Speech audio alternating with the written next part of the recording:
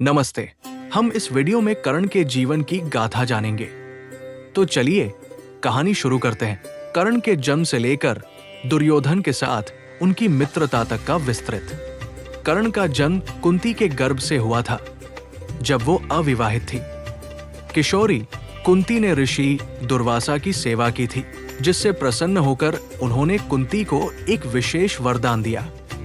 इस वरदान के अनुसार कुंती जिस भी देवता का आह्वान करेंगी, वो उन्हें उसी के समान तेजस्वी पुत्र प्रदान करेंगे।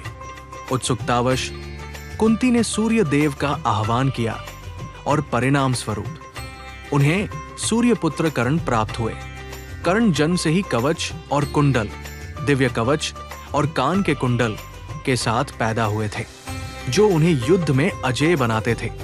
अविवाहित होने और लोकलाज के भय से कुंती ने नवजात शिशु कर्ण को एक टोकरी में रखकर गंगा नदी में बहा दिया।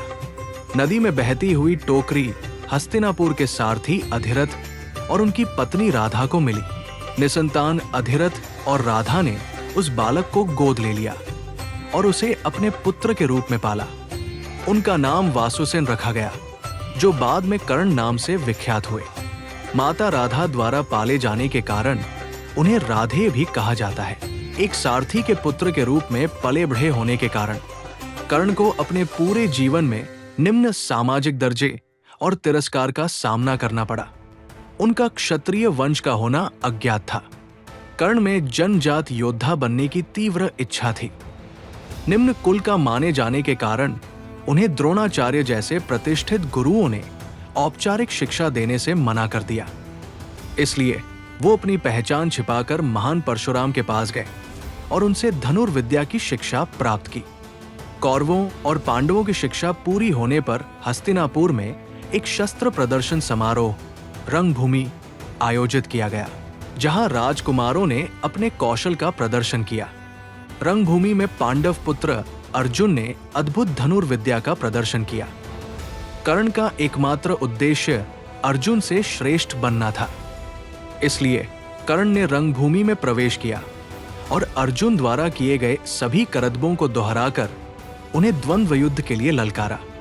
जब कर्ण युद्ध के लिए आगे बढ़े तो कृपाचार्य ने उन्हें रोक दिया और कहा कि एक राजकुमार ही दूसरे राजकुमार से द्वंद्व कर सकता है और कर्ण को अपना वंश परिचय देना होगा। उनके सारथी पुत्र होने का पता चलने पर उनका उपहास किया गया और उन्हें युद्ध के अयोग्य घोषित कर दिया गया। इस अपमानजनक स्थिति में दुर्योधन ने आगे आकर कर्ण का पक्ष लिया।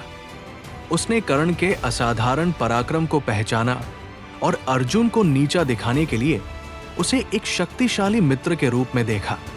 दुर्योधन ने तुरंत उसी समय कर्ण को अंग देश, वर्तमान बिहार और बंगाल का क्षेत्र का राजा घोषित कर दिया। इस राजाधिराज के पद से कर्ण को वो सामाजिक सम्मान और योग्यता प्राप्त हुई, जिससे वो अर्जुन को द्वंद्व युद्ध के लिए चुनौती दे सकते थे।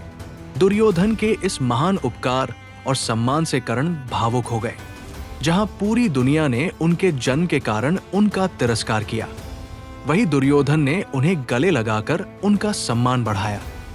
कर्ण ने उसी क्षण जीवन भर के लिए दुर्योधन की मित्रता स्वीकार कर ली और उसके प्रति अटूट निष्ठा का वचन दिया, जो महाभारत के अंत तक कायम रहा।